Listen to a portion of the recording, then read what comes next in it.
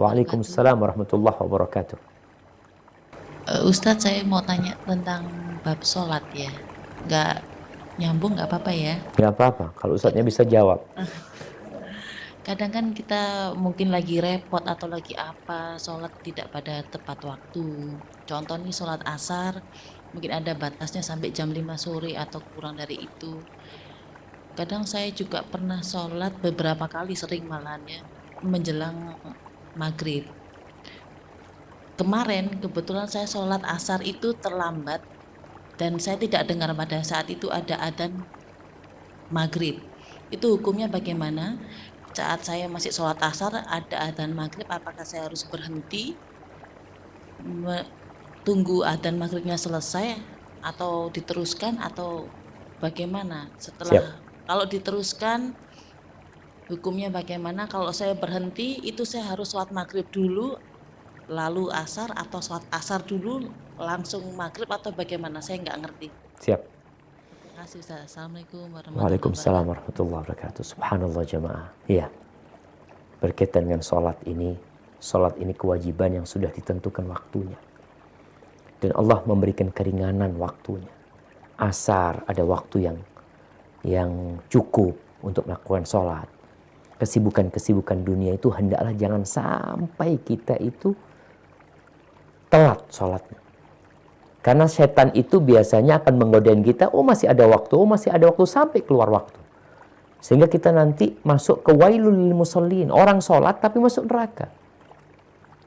Alladzina hum an sholatihim sahun, yang mereka lalai sholatnya.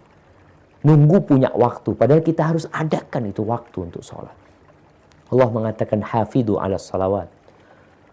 Jagalah semua sholat. Wassolatil wusta. Dan jagalah sholat pertengahan, sholat asarnya, sholat pertengahan. Yang banyak orang lalai kadang-kadang. Maka kita diperintahkan untuk menjaga lebih. Karena jangan sampai kita sholat sampai matahari menguning, mau terbenam. Karena itu sholatnya orang munafik, kata Nabi SAW. Maka hendaklah ibu berusaha untuk ketika dengar adzan, sempatkan sholat. Kesibukan lainnya bisa ditunda. Sholat nggak bisa ditunda. Sholat harus tepat waktu. Kita perlu membiasakan diri. Kemudian gimana kalau sholat tadi disebutkan sholat, dengar adzan maghrib. Kita udah sholat adzan maghrib. Yang pertama kita lanjutkan sholat kita. Kita lanjutkan sholat kita. Dan kita bertobat kepada Allah Azza wa Jalla karena kita telah meremehkan sholat tersebut. Tapi kalau kemarin diputus sholatnya kemudian sholat maghrib, maka ibu harus ganti sholat asarnya tersebut. Jadi yang jelas ketika kita melaksanakan sholat asar kemudian adzan maghrib, kita wajib melanjutkan sholat asar tersebut. Baru setelah itu sholat maghrib. Walaupun kita tahu perbuatan ini perbuatan yang tidak baik ya, maka tolong dijaga waktu sholat. Allah tidak minta banyak-banyak. Mungkin sholat asar 5 menit, 6 menit, 7 menit. Sisanya silahkan untuk kesibukan kita. Maghrib seperti itu, isya seperti itu. Karena biasanya ketika kita tidak disiplin dalam sholat, ada orang yang disiplin dalam urusan dunia tapi tidak disiplin dalam waktu sholat, biasanya sholatnya pun karena terpaksa dia.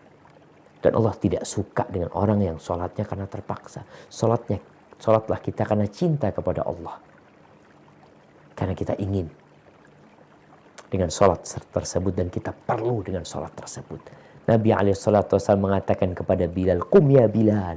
Bangun Bilal, fa'arih Nabi sholat. Bikin kita rehat. Jadi seharusnya seorang itu ketika sholat istirahat dia. Dari beban dunia, dari kesibukan dunia, dia di situ mengatakan Allahu Akbar. Semuanya kecil. Allah yang maha besar. Semuanya bisa diselesaikan. Maka masa kita mengatakan Allahu Akbar, tapi kita tidak mengagungkan Allah Subhanahu Wa Taala dan menjaga waktu salat tersebut. Hada wallahu a'lam bishawab. Itu yang bisa kita kaji pada kesempatan kali ini. Sampai berjumpa kembali. Semoga senantiasa dalam lindungan ilahi. Subhanakallahumma bihamdika. Asyhadu an la ilaha illa anta astaghfiruka wa atubu ilaik. Wassalamualaikum warahmatullahi wabarakatuh.